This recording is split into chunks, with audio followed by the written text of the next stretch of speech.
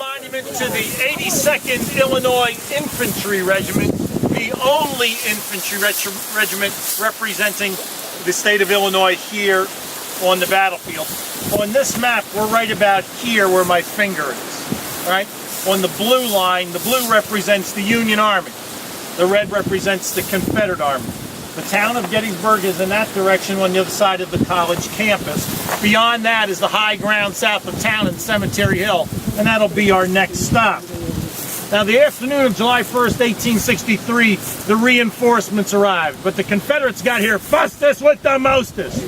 They brought 27,000 Confederate soldiers to this battlefield, marching quickly from Chambersburg and from Harrisburg.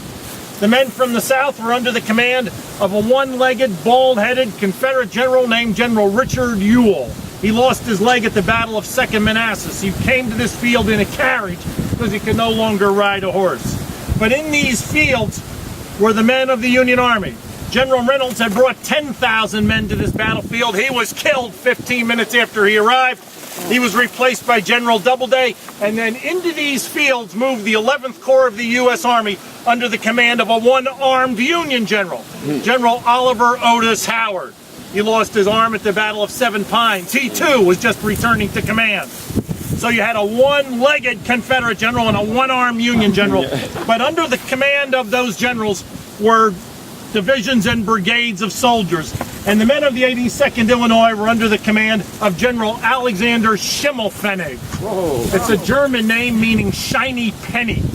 General Alexander Schimmelpfennig, most of the men in the 11th Corps of the Army spoke German. They were German immigrants. They didn't speak the language. And there was no exception to that rule for the men from Illinois, many of whom were immigrants not only from Germany, but other countries.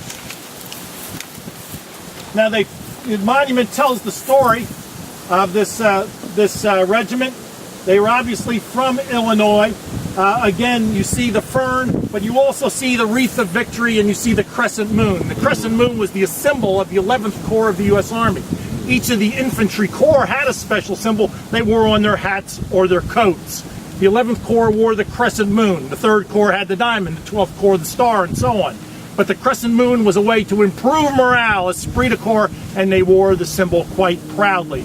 And nearly all these regiments placed that symbol on their memorials. As you ride this line, you'll see those memorials. Now, the story of the 82nd Infantry Regiment, who was here the afternoon of July 1st, 1863, they were organized in Springfield, Illinois. The regiment was organized in Springfield in 1862.